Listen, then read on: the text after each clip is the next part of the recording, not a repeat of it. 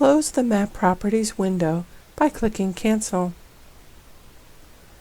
Click the Map Layer Add Data button or use the Catalog pane to add the country dataset from the MGIS Data World folder.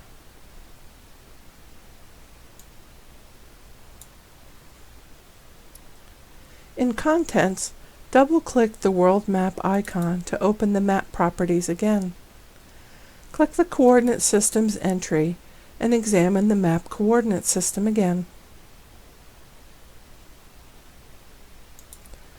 When the first dataset is added to a map, the Map Coordinate System defaults to the stored coordinate system of the new data.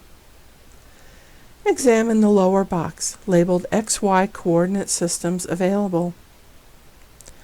Scroll the box up and down to see the entries.